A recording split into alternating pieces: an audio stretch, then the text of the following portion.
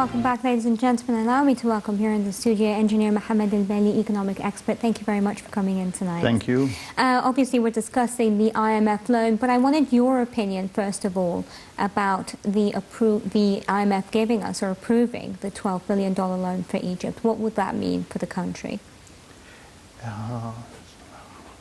It means trust. Right. A very big trust. We have received money from our brothers in the Arab countries, but this loan is different. It's not a matter of getting the money, it's a matter of what it implies. Right. It's a proof of trust from the World Bank and the IMF that Egypt is moving on the right track. It's very important. And indeed, since the loan's approval, obviously, we've seen the bourse make some good gains during the past couple of days. We've also seen today there was a soar of 9.2 billion in profits. But how will the loan affect the overall economy? Speaking about the overall economy, sure, the loan is going to affect. As I said, when there is trust, there is investment. Right. Okay? So foreign direct investment, as soon as it starts and it starts pouring in the country, it will help so much labor.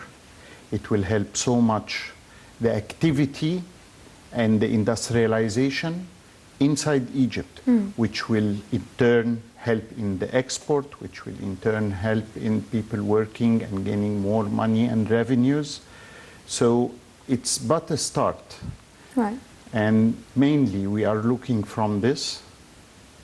Of course, I don't know how this money is going to be utilized, but I'm sure the government has a good plan for it, not just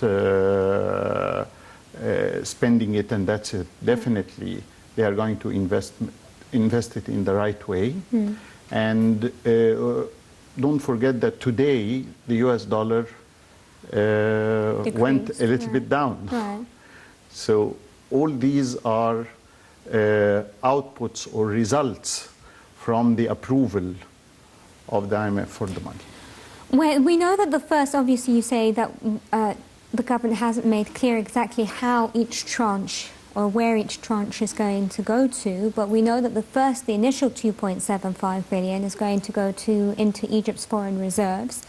And we wanted to know exactly what that would mean, how that would affect the economy. It will affect controlling, first of all, it will affect controlling the US dollar and the devaluation of the Egyptian pound. Right. You see, because when you have reserves of foreign currency, it helps you to interfere in the right times.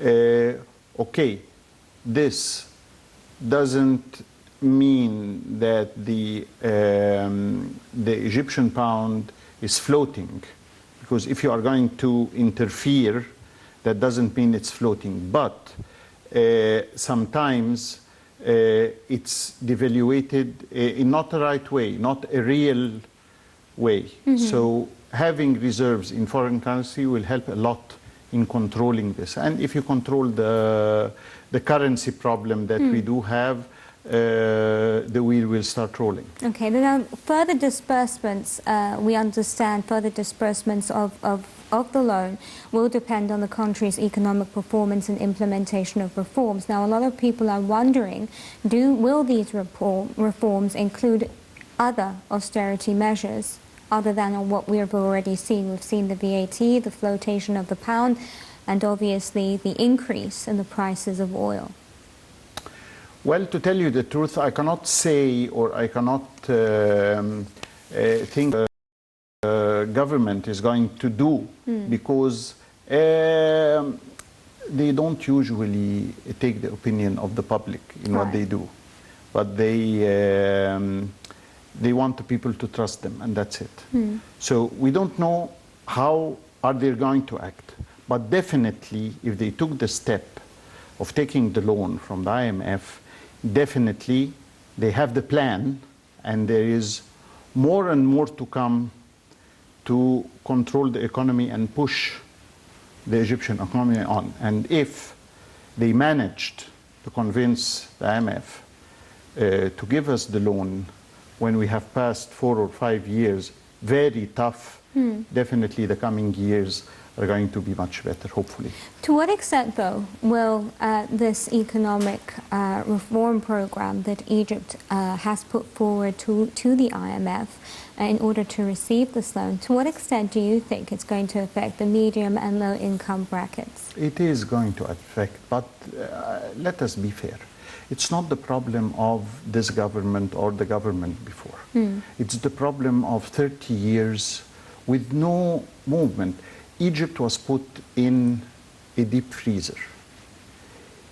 If through the past 30 years of Mubarak's time, the subsidization is reduced 5% per year or something, we won't have faced these problems we are facing now. Right. So definitely it's going to affect everybody, not the medium and the needy people, everybody. Everybody now is looking to put off the lights. Everybody now is looking for how much money he's going to pay for the gas and so on. So yes, we are going, I don't want to say suffer, but we are going to face hard times.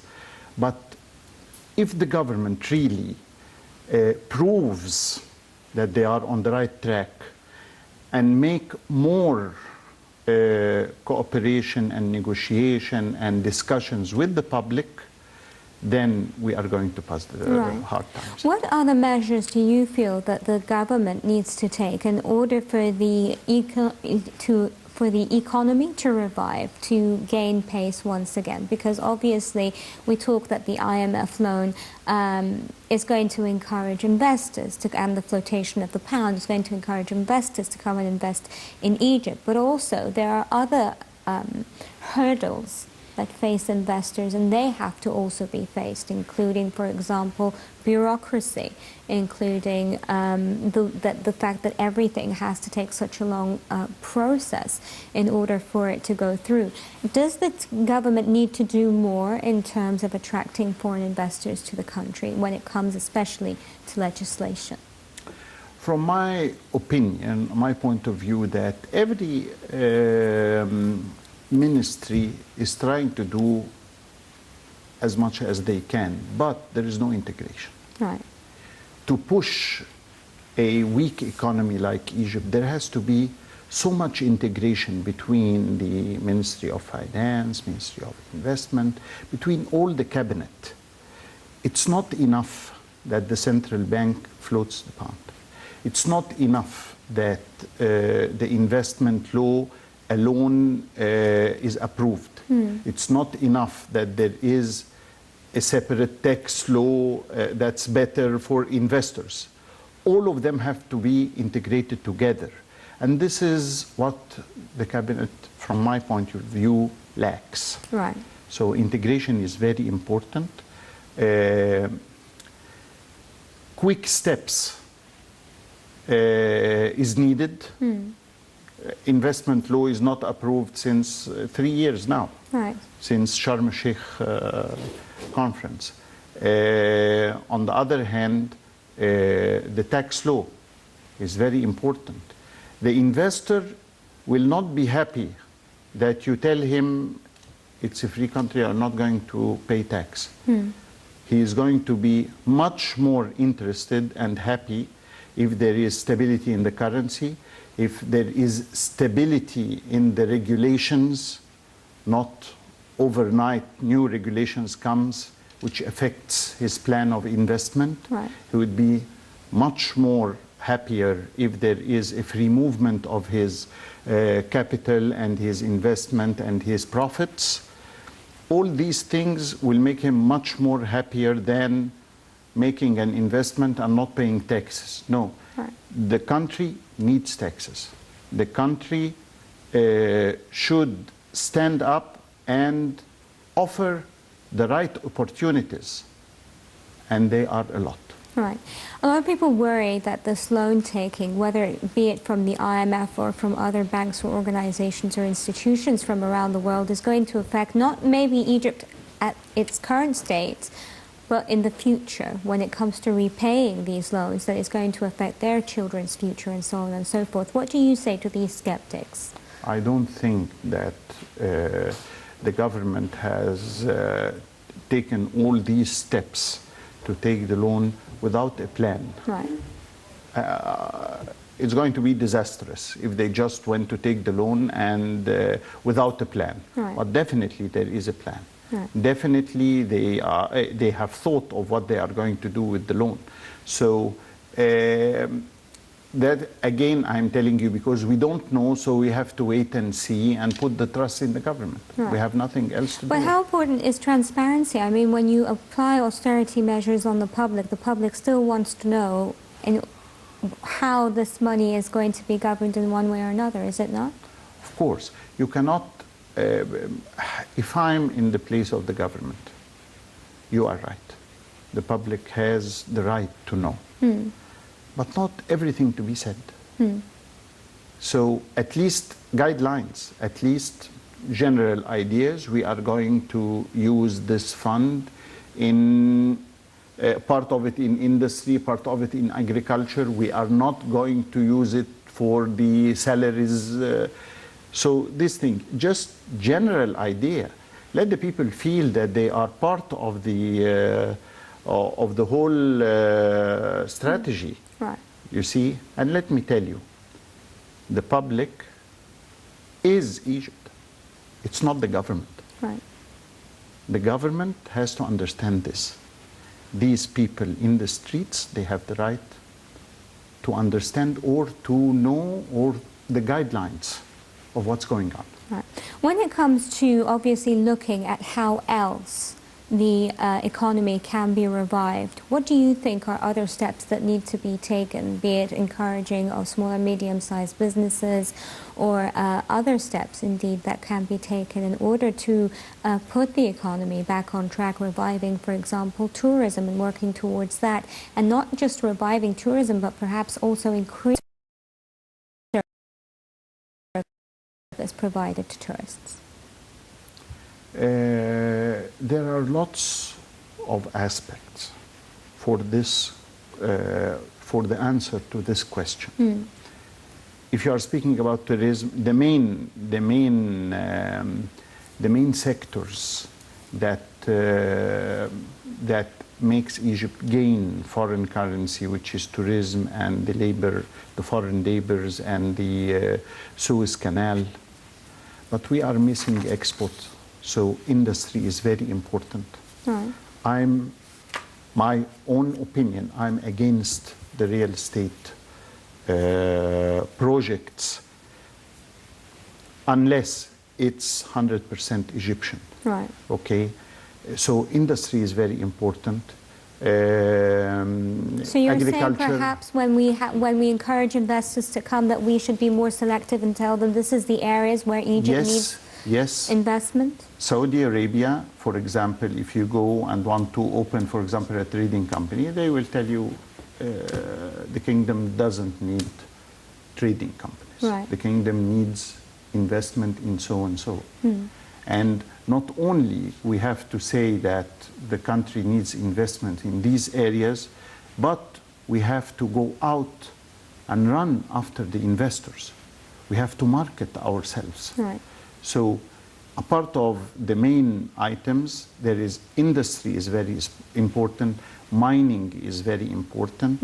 On the other hand, regarding the food problem,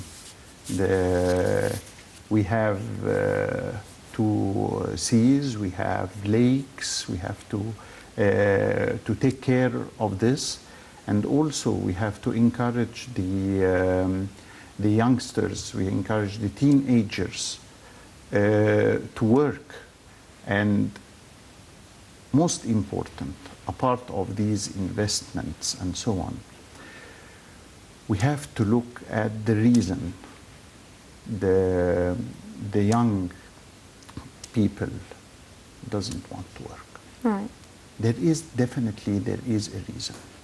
And we have lots of scientists that understand socially and that can think and give us the solution how to approach these people. It's not enough for the President Sisi to get them and sit with them. It's a very good step, but it's not enough. We have a problem. The people don't want to work. Right.